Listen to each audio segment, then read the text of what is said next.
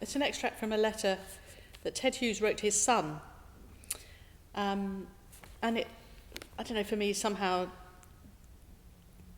talks about, actually what we haven't particularly talked about today, but the thing with Bach is like there's no armour on, you're just like, it's like you're naked in front of this, it's completely direct. The directness of, and how we all put armour on and protect ourselves from things. And I think this music helps us to be open, but I thought this was very touching. This is just an extract from it. The only time most people feel alive is when they're suffering, when something overwhelms their ordinary, careful armour, and the naked child is flung out onto the world. That's why the things that are worst to undergo are best to remember. But when that child gets buried away under their adaptive and protective shells, he becomes one of the walking dead. So when you realise you've gone a few weeks and haven't felt that awful struggle of your childish self, struggling to lift itself out of its inadequacy and incompetence, you'll know you've gone some weeks without meeting new challenge and without growing, and that you've gone towards losing touch with yourself.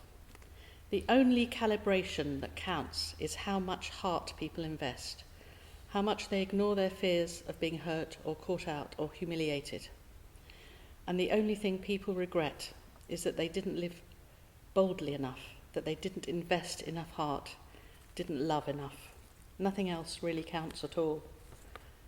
That's pretty amazing to receive from your father, isn't it? Thanks, Dad. It's amazing. It has all kinds of resonances with the piece. Yeah.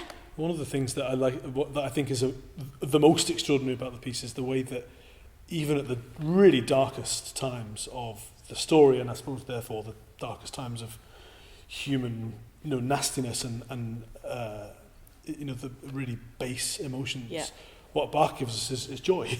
This sort of surprising thing, and the just after Christ's in the piece, Christ's on the cross, and he's being mocked by people beneath the cross, and he's being mocked by the thieves either side of him, and what we get is this E-flat major aria of almost comical warmth about the verlassenen Küchlein, the abandoned chicks, not like that, like chickens, and it's come the fact that they come at the most unexpected times.